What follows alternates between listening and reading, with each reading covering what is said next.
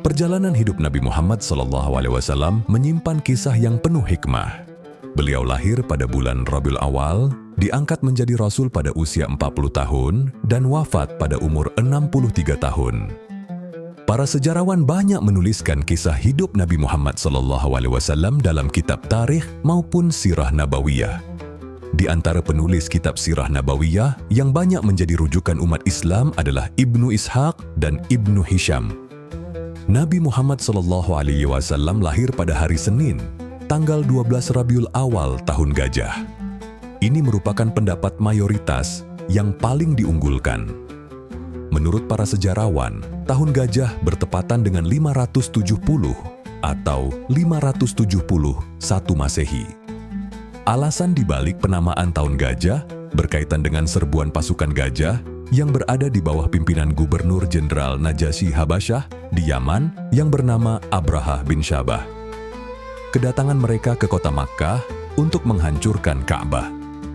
Peristiwa ini terjadi sekitar 50 hari menjelang kelahiran Nabi Muhammad SAW. Nabi Muhammad SAW lahir dalam keadaan yatim. Ayah beliau yang bernama Abdullah bin Abdul Muthalib meninggal saat Rasulullah SAW masih berada dalam kandungan sang ibu, Aminah binti Wahab. Pada masa kecilnya, Nabi Muhammad SAW mengalami kejadian yang aneh. Peristiwa ini terjadi saat Nabi Muhammad SAW tinggal bersama ibu susuannya, Halimah. Rasulullah SAW dan anak Halimah yang bernama Abdullah kala itu sedang menggembala kambing. Tiba-tiba dua malaikat mendatanginya dan membawa Nabi Muhammad SAW agak jauh dari tempat beliau menggembala. Abdullah sambil tergopoh-gopoh dan menangis menceritakan kepada ibunya bahwa Rasulullah SAW ditangkap oleh dua orang laki-laki berpakaian putih. Keduanya membaringkannya, lalu membelah perut Nabi SAW dan membolak-balikan atasnya. Sekitar usia 6 tahun, sang ibunda wafat. Nabi Muhammad SAW menjadi yatim piatu selepas itu. Menurut riwayat Ibnu Abbas, ibunda Nabi Muhammad SAW wafat saat dalam perjalanan pulang ke Makkah usai mengajak Nabi SAW menjenguk paman-pamannya dari Bani Adi bin An-Najr di Madinah. Di sanalah tempat sang ayah dikebumikan. Setelah yatim piatu, Nabi Muhammad SAW diasuh oleh sang kakek yang bernama Abdul Muthalib. Namun, sekitar 2 tahun berselang, Abdul Muthalib wafat. Nabi Muhammad SAW kemudian diasuh oleh paman dari jalur ayah yang bernama Abu Thalib. Bersama pamannya ini, Rasulullah SAW banyak belajar ketekunan dan kerja keras. Beliau bahkan ikut pamannya berdagang keluar Makkah. Pada usia 25 tahun, Nabi Muhammad SAW menikah dengan saudagar bernama Khadijah binti Khuwailid bin Asad. Khadijah radhiyallahu anhu memiliki nasab mulia di tengah-tengah kaumnya. Ia adalah wanita bijak, cerdas, dan segala kehormatan Allah Subhanahu wa Ta'ala berikan kepadanya. Menurut Ibnu Hisham, mahar pernikahan Rasulullah SAW saat itu berupa 20 ekor unta betina muda. Khadijah radhiyallahu anhu adalah istri pertama Rasulullah SAW, dan beliau tidak pernah menikah dengan wanita lain sampai Khadijah radhiyallahu anhu wafat. Saat berusia 40 tahun, Rasulullah SAW melakukan uzlah di Gua Hira. Sayyid Qutb dalam tafsirnya mengatakan, Nabi SAW memutuskan untuk uzlah atau menyendiri. Rupanya sudah menjadi skenario Allah Subhanahu wa Ta'ala dalam mempersiapkan menjadi seorang Rasul.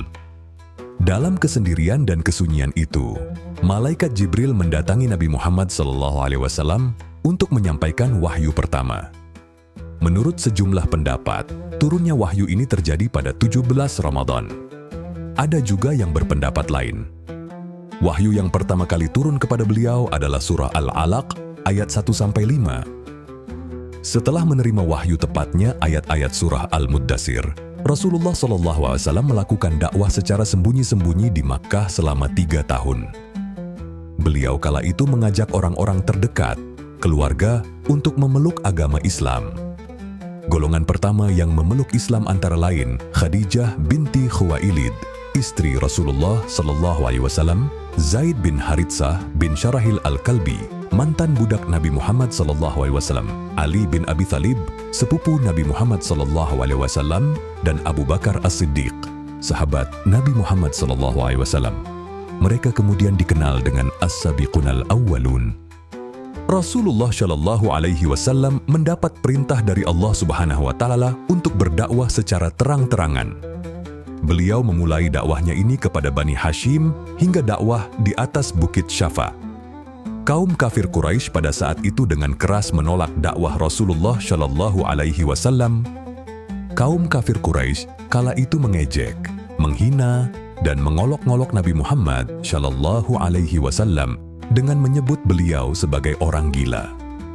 Kaum Muslim saat itu juga banyak mendapatkan serangan dari kaum kafir Quraisy.